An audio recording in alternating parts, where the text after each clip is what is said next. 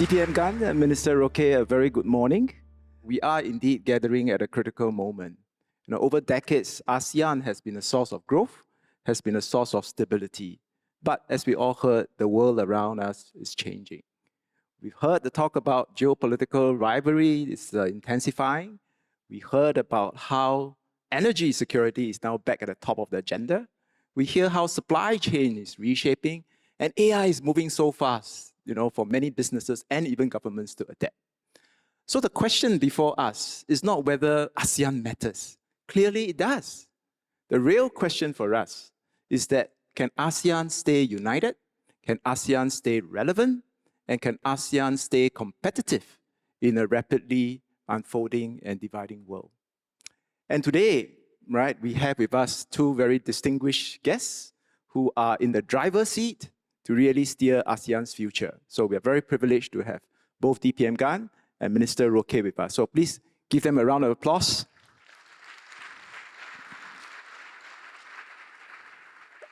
We have about half an hour, so I really want to use this half an hour to, and as we heard, as ASEAN look forward to the 60th anniversary, it's a moment for us to look forward. Really ask ourselves, what is it that we need to protect? What is it that we need to change? And more importantly, what must ASEAN deliver for all of you out there, which are all businesses? So I'm going to start the first question with DPM Gan. We've heard this word ASEAN centrality talked about again and again. It almost is at the end of any statement that politicians make. It's ASEAN centrality, ASEAN centrality. But, if major power rivalry, what does that actually mean? In practical terms, what must ASEAN do to continue to be credible, to continue to be trusted by the partners amidst major power rivalry? DPM Gan? Thank you. Let me say a few words. Maybe Excellency Minister Roque would like to also add on. Feel free to jump in because this is a dialogue, so I think it's useful to contribute your views too. Let me just say that I look at this, the title, ASEAN's Future in the Fractured World, as if the fracturing is over already. But I must tell you that actually the world has not stopped changing. It is still changing every day, every week, every month, every year.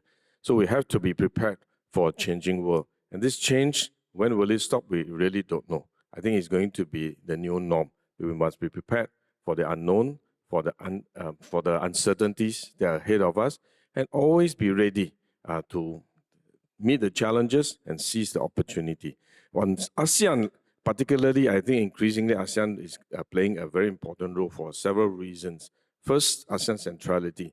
ASEAN is integrating further as well as expanding further. First, during the crisis, COVID-19 crisis, I think learning from the challenges that we faced during the COVID-19 crisis, ASEAN came together to strengthen our supply chain relationship, to strengthen our integration, because we realized that ASEAN cooperation is very important in a crisis. Even during, right after the Liberation Day, if you remember, that was some time ago. Many of us have forgotten. It seems like ancient history, but it's very recent. And right after the Liberation Day, ASEAN economic ministers came together with a very special meeting. And at that meeting, we endorsed and re-emphasized the need for ASEAN integration. And we decided to make a declaration that ASEAN members will integrate further. And soon after that, we announced the completion of the ASEAN Trade in Goods Agreement upgrade. While the world is fracturing, fragmenting apart, but at the same time, ASEAN is integrating together. And that, in a sense, is ASEAN integration. And to allow us to talk about ASEAN centrality and integration, the underlying principle really is not the similarity, because ASEAN economies are very diverse. But the underlying factor really is the element of trust, because we have gone through many crises together, and with every crisis that we were able to overcome and work together, it deepens the trust among ASEAN members. And it's on that trust that we are able to continue to build in ASEAN integration and to strengthen ASEAN centrality. And so we look forward to continuing to work on that integration of ASEAN. And under the able leadership of Philippines, chairmanship of Philippines, this year we have made great progress. We have in fact finalized the DEFA. I think we are very happy with the DEFA negotiation. This is a digital economy framework agreement. At every dialogue, the audience will ask me about the status of DEFA. I'm happy to say that we have finished negotiation and we are aiming to have it signed by the end of this year and come into effect next year during Singapore's chairmanship year. We had originally planned for Singapore chairmanship year next year to sign the agreement, but we decided that don't wait. 打铁趁热, must strike the iron while it's hot. So when we are finished, just sign it. So we aim to have it signed by the end of this year, and credit goes to the Philippines for the able chairmanship. It's very complicated, I must tell you. We pull our hair out from time to time when there are small little things.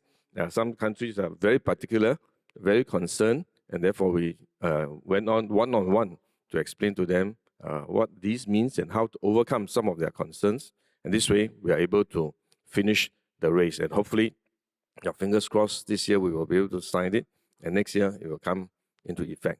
And beyond that, there will be many other work to continue to implement and to work within ASEAN. And now we are beginning to talk about ASEAN Green Economy Agreement.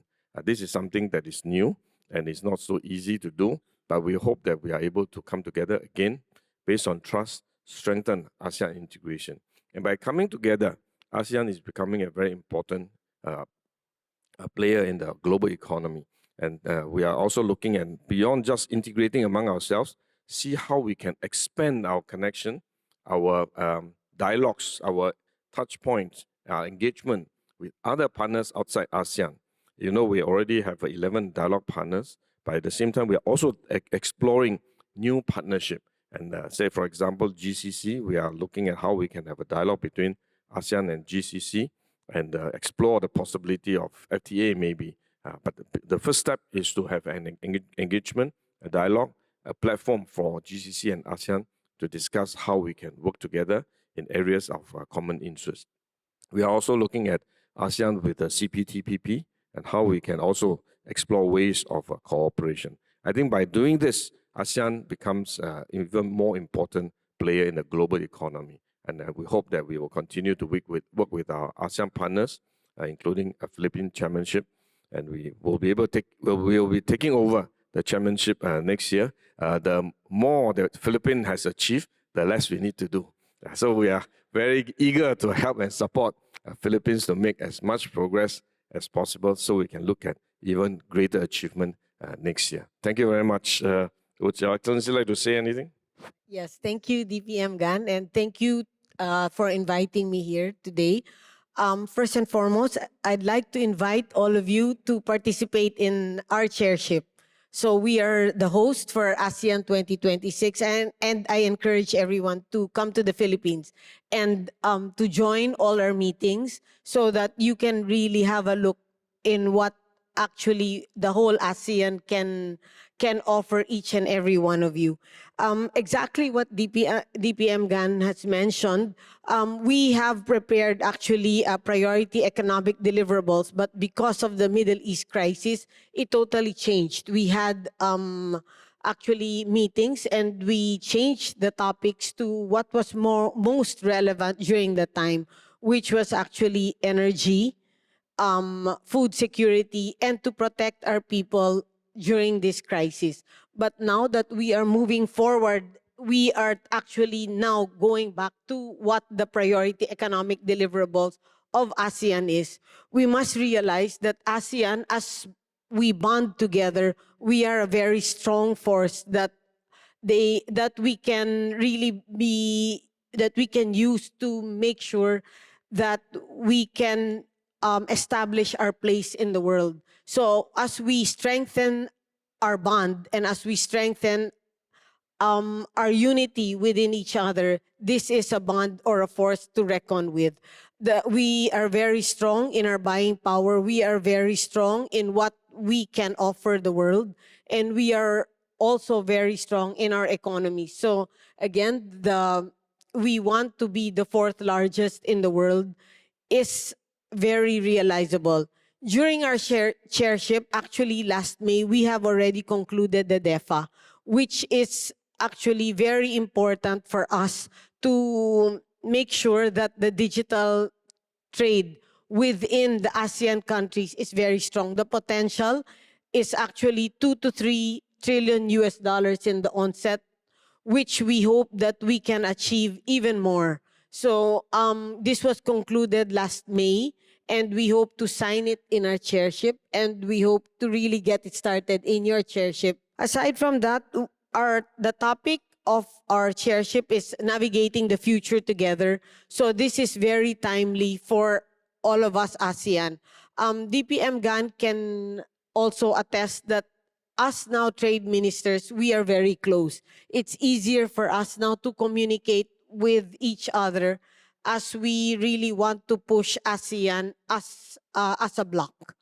There's so much that we can offer to the world as a bloc. There's also so much that we can actually sell, or we can actually communicate also to the world. So let's continue to strengthen our bond as ASEAN.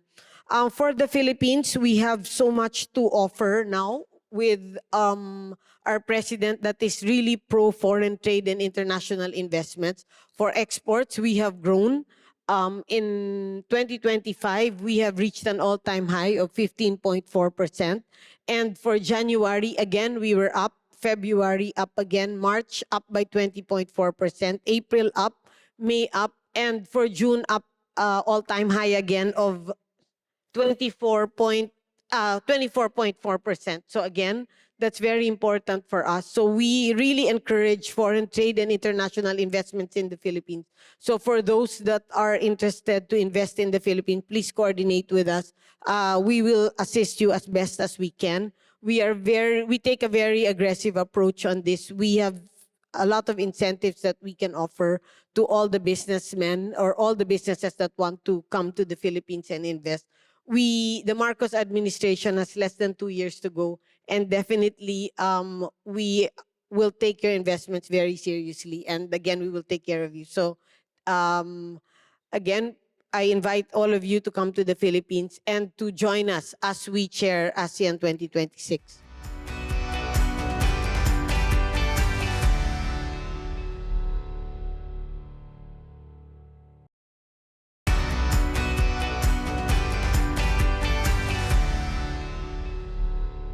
You've given a very comprehensive update, and I really would like to unpack some of this. And the first thing I wanted to talk about is energy security. Your minister has also mentioned that with the Middle East crisis, the ministers come together, and energy security is top of mind. Could you give us an update, on how secure ASEAN is, especially on energy security? And then to DPM, we have heard this thing about the ASEAN power grid for the last 3 decades almost. And the business case is there, right? The demand is there, the supply is there. What is really needed, for us to turn that ASEAN power grid ambition into actually reality? But first, perhaps, Minister, share with us, some of the thinking on energy security for ASEAN. Yes, energy security is very important for us. Our president is really making sure that we have enough energy to supply the entire country. We're 7,600 islands, so we need to make sure that the entire Philippines has enough energy. We need this to also propel the businesses. We also need this to make sure that we also have enough power to actually push also the manufacturing industry, especially those that are in the healthcare or those that are also in the food businesses, because this is very important to us. So energy is the top priority of our president, especially in this Middle East crisis. So we are in close coordination with all the suppliers or all the countries where we can get our energy from. But what's important is our president wants to strengthen also the bond between ASEAN to make sure that ASEAN can have energy to supply at least the ASEAN countries in times of crisis such as this, or when the need arises. So we don't really have to go so far just to get energy with us. But what's also important is we need to strengthen the renewable energy in our country. So that's where the push is now. In fact, for our country now, we give 100% ownership now for investors who want to come in the renewable energy sector. So we feel the need for the growth in this renewable energy. So for any of the businessmen that are here that are in the renewable energy sector, we are very much interested in this investment to come into the country. Thank you. Just a quick word on the ASEAN energy security. I think our energy ministers among the ASEAN countries are working very hard, discussing with each other how to ensure energy stability and security within the ASEAN region. There are different areas of collaboration. From Singapore's point of view, of course, many of you are familiar. We do several things. First, we have diversification of our sources of supply so that we don't depend on any particular region and we have a flexibility to swing from one supplier to another. That's the value of diversity. But diversification is not just about supplies. We are also diversifying the fuel that we use. So now today, most of our power generators are dual fuel compatible. They can use either the gas, natural gas, or they can also switch to diesel if gas supplies is interrupted. So I think those are important elements of a security. Of course, like every country, Singapore also have our stockpile, and I can't tell you how much we stock. But these are important stockpile that we continue to keep. But stockpile as it is will never be able to last forever. So it's important for us to continue to make sure that our supply chain remains open. And beyond energy, we are also discussing supply chain resilience among ASEAN members to see how we can help one another, support one another during periods of crisis. So I think these are important topics that ASEAN is discussing. Coming back to ASEAN power grid, this is a project, like Peng Sun said, started I think almost 30 years ago.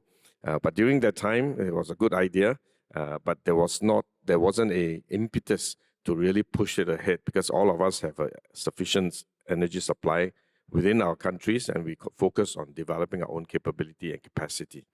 But now, increasingly, because of energy resilience and also because of climate change, we do need to focus on developing green energy, like the Minister mentioned.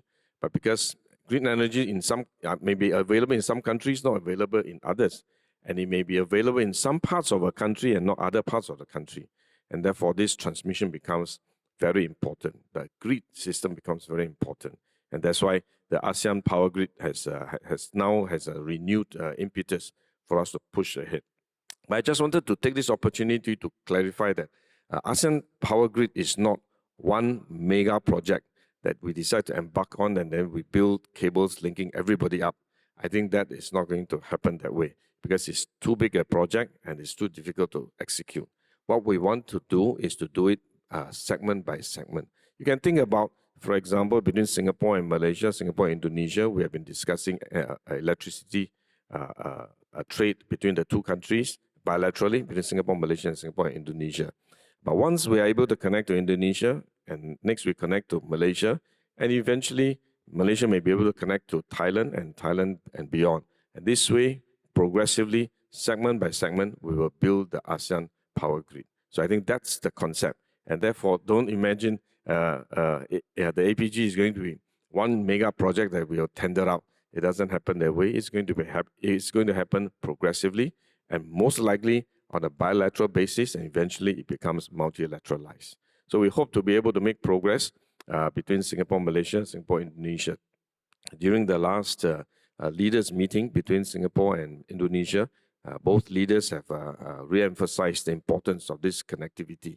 Therefore, we are doubling down our efforts in making the connection between Indonesia and Singapore a reality. We hope to be able to achieve that soon, and we'll give our friends an update whenever possible on this project. But rest assured that this APG is going to be a very important project going forward. It will take multi years. It's not going to be happen. It's not going to be able to happen in the short term. It will take quite a while for us to implement step by step, segment by segment. But we are certainly embarking on that journey.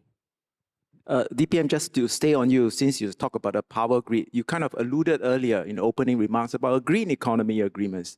What can businesses out here look forward to? And do you think that ASEAN as a whole has an ambition to embark on a green economy agreement, to talk about carbon markets, talk about green supply chain, right? Talk about sustainable financing, for example. Is there that ambition?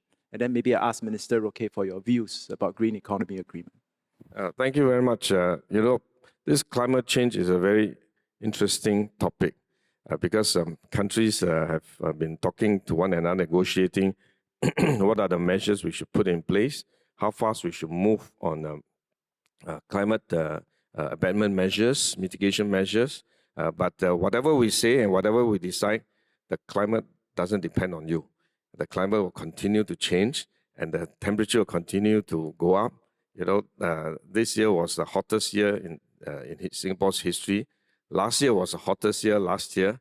And I'm sure next year will again be the hottest year in history because the temperatures will just keep going up. And we are feeling the impact of it. It's not just that we feel a little bit hotter. We will see the impact on coastal protection. We'll see the impact on crop harvest. You'll see the impact on many other economic activities. So I think it is a real impact and we need to deal with it.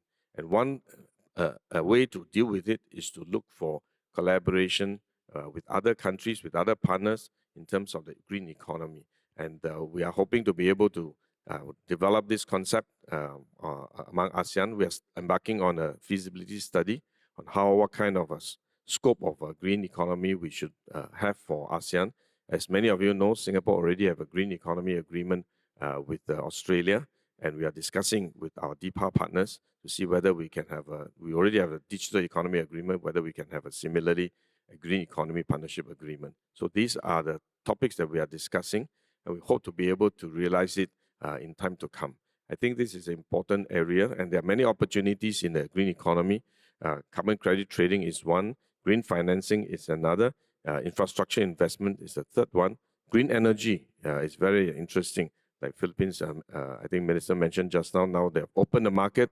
You are allowed to have 100% ownership, and on top of that, there are incentives for you to invest in Philippines to produce green energy. So there are a lot of opportunities under the Green Economy Agreement that we can explore and work together to make sure that we are standardized in terms of accounting for carbon credit, carbon emission. At the same time, we want to make sure that our systems are interoperable.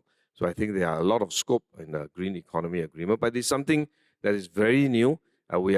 Both of us are very used to trade agreements. We know how to negotiate with each other, argue with one another, but still remain friends. But green economy is something that's very new. It will take time for us to socialize with our partners to understand what it means. And that's why we are considering embarking on a feasibility study so that we understand what green economy is about.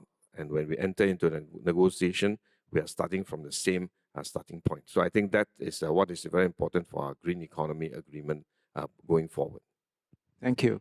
Just some words on that. Yes, I totally agree with DPM Gan on the green economy. And just like him, the Philippines is really pushing for the green economy. Aside from it's also good for the climate, it's also good for the businesses. We need to shift also because of the changing times. And we need to work closely with ASEAN to really push forward the green economy. For us, like for energy, we need to shift to the green economy because the price of our power is quite high. So once we shift quickly to the green economy, that will also lower the cost of power for us. So there's so many things we can, or advantages of the green economy for the entire country, not just for the business, but also for so many other industries and so many other, let's say, potential that the green economy can give to the entire country. So for us to really shift, or for us to really focus on this is something that our president is also pushing for, and something that we need to do sooner than later.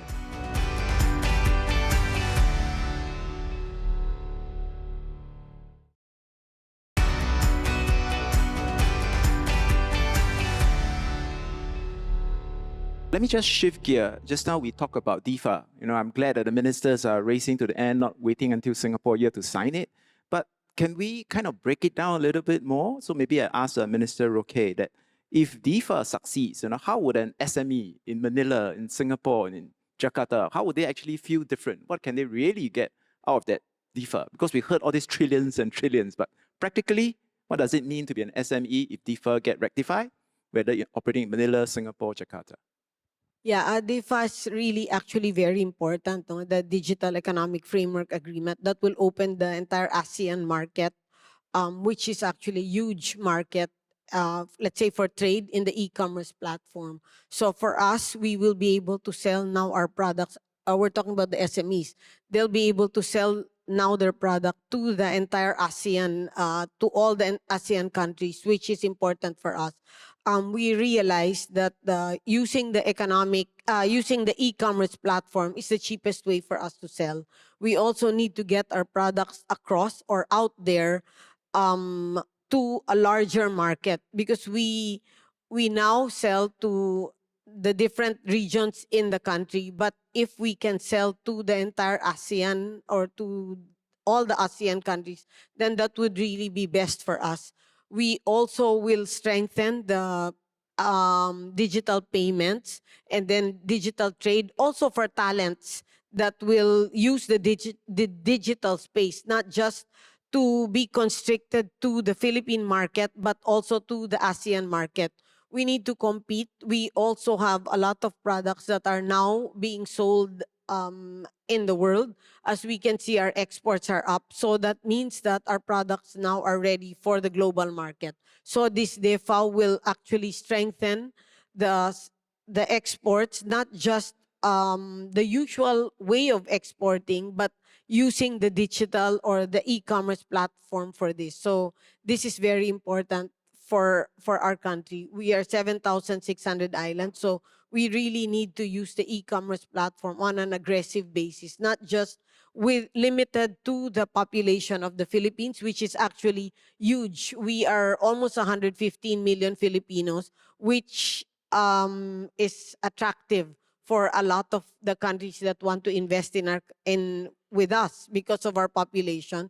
And we also occupy number 2, number 3, number 4 position in the e-commerce business. So again, for other countries, they look at the Philippines as a huge market, and for us, we look at ASEAN as a strong potential market, especially in the e-commerce platform. So this DEFA will be a win for a lot of the SMEs that don't have the capital to open physical stores, but have the, let's say, their digital savvy in the e-commerce platform. So we are really looking forward to the huge potential, not just in the usual products that we sell, but also in the very strong halal market now, that are actually sold now in not just in the world, but also in ASEAN.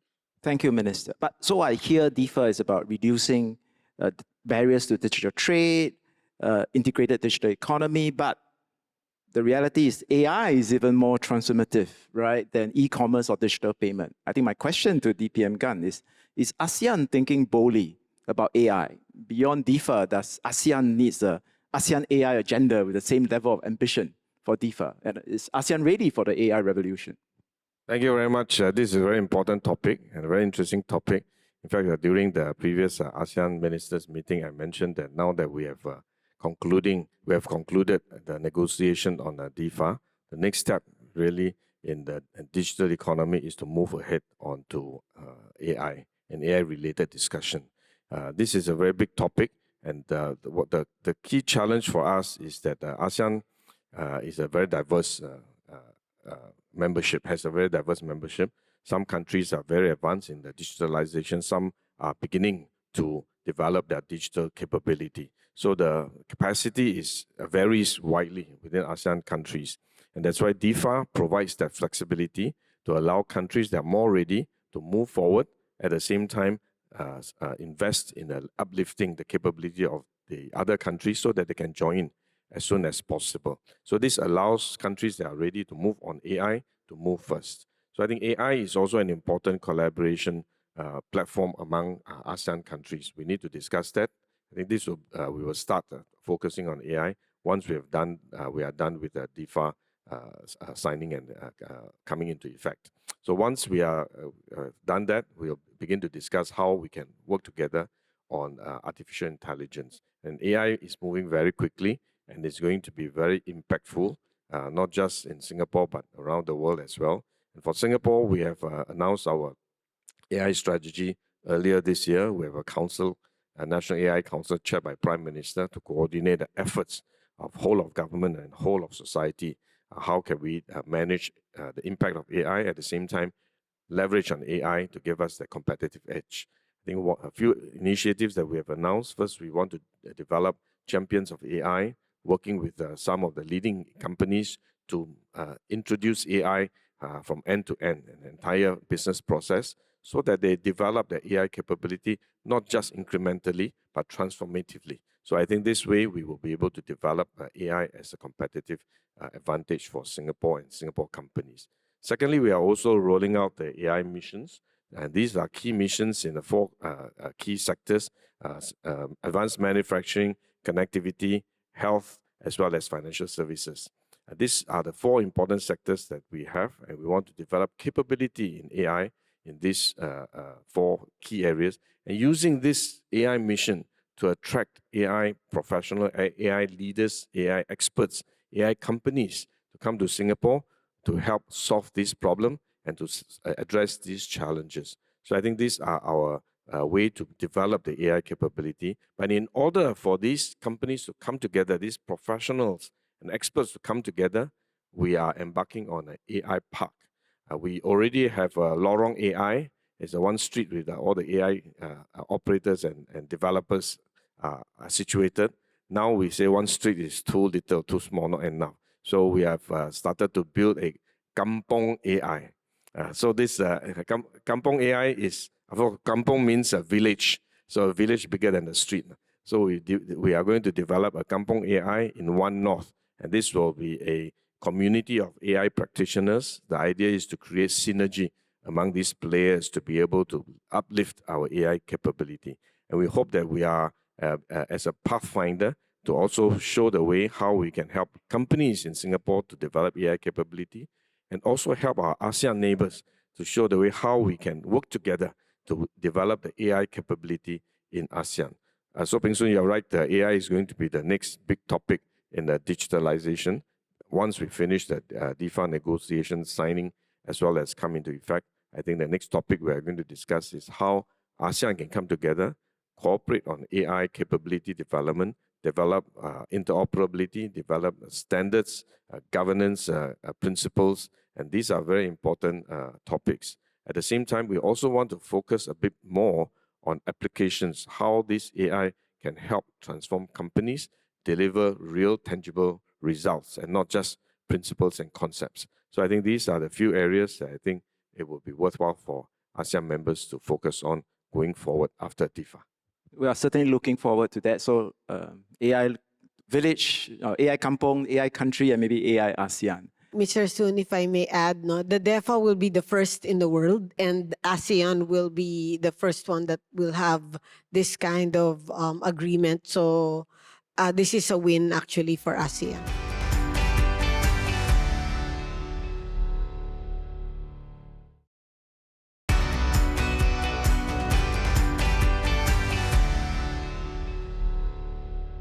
As we wrap up, I wanted to, in Singapore, we are obsessed about report cards. Yeah? So, well, a Philippine chairmanship, you come up with a very ambitious agenda on peace and security, economic resilience, sustainability. We are kind of halfway through the Philippines chairmanship year. So what other than DEFA signing, what do you think by the end of the year will be a very significant achievement arising from ASEAN's chairmanship by Philippines? And what is that one priority you think you would like Singapore to carry through, Minister? Yes, thank you. First and foremost, I'd like to invite everyone again to join us in our ASEAN Chairship 2026. We are almost halfway through, almost done, and we turn over to DPM Gan for the Singapore Chairship next year. But I encourage everyone to come to the Philippines to at least have a look or to see exactly what we can offer you, and also what are the different topics that are being discussed. There's so much to learn. That's also the best practices from the different ASEAN countries. You will now be able to know exactly how we will be maneuvering all of these crises, how we will be actually moving forward with ASEAN as a bloc. So I encourage everyone to come to the Philippines to join us, and we will welcome you. And I assure you, it will be worth your while. What's important for us now, we are pushing on for the DEFA. which we feel is really very important for us, especially the digital space, is something where a space where we see a lot of opportunities, especially for the ASEAN countries. But for us, the free trade agreements that we have is very important to us. Our president will go down in history with the most free trade agreements, 23. We still have 5 more free trade agreements to go, because for us, the world is the market. So we need to really pursue all these free trade agreements to make sure that our products are sold and our products are get out there. We have the Philippine EU FTA, which we hope to conclude this year. The Philippine-Canada FTA, which again will be signed this year. Then we have the ATIGA, which is still in the process. Then JPEPA, which we hope to sign in November. And then we just signed the Philippine-Chile FTA, which will open the South American market, which is actually a big market of 300 million population. So for us, we feel that with the free trade agreement, this will give us preferential tariff for our goods to be sold to this important market. So this is what we can share in our ASEAN Chairship. Aside from the other topics like energy, MSME development, women in business, creative economy, which we feel is one of our strengths and will be a driver for trade and tourism, like our ASEAN neighbors have done, and also other countries, and so many other topics like on energy, the potential of energy. Again, AI will also be an important topic and priority economic deliverable for us. So again, there's so much that we can really look forward to. I encourage everyone to participate in the different activities that we have in our ASEAN Chairship. So again, I welcome everyone, and I hope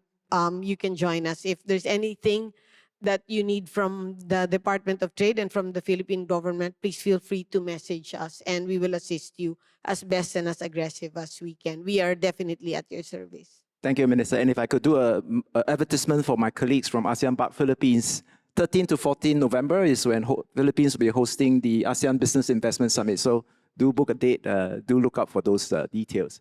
DPM, what can we look forward to when Singapore takes over the chairmanship? Thank you. We look forward first to Philippines' conclusion of its very successful chairship. I think has been a very effective leadership style to be able to move many things forward despite a very challenging year that we are facing this year. Just a very quick wrap up, I think we are facing a rising protectionism and escalating geopolitical tension. But despite all these challenges and dark clouds over the horizon, we do see a lot of bright spots. One important bright spot is really ASEAN. ASEAN is showing the way to the rest of the world that despite all these challenges, ASEAN can still work together. And we have made significant progress in many of our agreements, free trade agreements, as well as DEFA, which is a very major breakthrough for us. I think going forward next year, when Singapore takes over the chairmanship, we hope to continue the good work that has been laid down by the Philippine chairmanship, and we hope to continue to strengthen internal integration, but at the same time, expand our engagement with the rest of the world. This is particularly important for Singapore because Singapore is a very small, open economy. We are a hub economy, and our success depends on our ability to plug into the rest of the world. First, into the rest of ASEAN, and from ASEAN to the rest of the world. And we hope that ASEAN will play that role too, as a window, as a gateway to Asia, as well as a gateway for our companies to go beyond ASEAN to the rest of the world. So we hope to be able to make progress in that direction when Singapore takes over the chairmanship next year. And we look forward to the support and contribution from every one of you here who are business leaders in your own way. Do participate in ASEAN and give us your feedback. What would you like to see in our chairmanship year, in Philippines chairmanship year? And this way, then ASEAN will become meaningful and relevant to businesses. As always told my partners, ministers can negotiate and have agreements, but eventually businesses are done by businessmen like you. So we look forward to a partnership with you this year as well as going forward. Thank you very much. Thank you, DPM Gan and Minister Roque. I think as I wrap up, I mean, if there's one takeaway from today's discussion, is really that, ASEAN's future will not determine by the challenges that it faces, but really how boldly that we respond to them. We've covered a range of topics, whether it's geopolitical uncertainty, whether it's energy security, whether it's digital transformation, or even about AI. I think ASEAN's strength really lies in working together rather than pulling apart. And certainly as ASEAN turns 60 and Singapore takes on both the ASEAN chairmanship as well as the ASEAN Business Advisory Council chairmanship, it is a moment for us to think bigger about what ASEAN can become. And I'm glad that DPM has mentioned it, that agenda cannot be set just by government alone. We need the business community to help shape this agenda. So I sincerely encourage all of you all to work with SBF as well as the ASEAN Business Advisory Council to bring your ideas, your experiences, your frustrations, and your ambition, so that together we can build an ASEAN that's more competitive, that's more resilient in a fracturing world rather than a fractured world. Well, I'll conclude to say certainly that the next chapter of ASEAN's story starts now, and businesses must really help to write it. So thank you very much, and please join me again to thank our two wonderful panelists.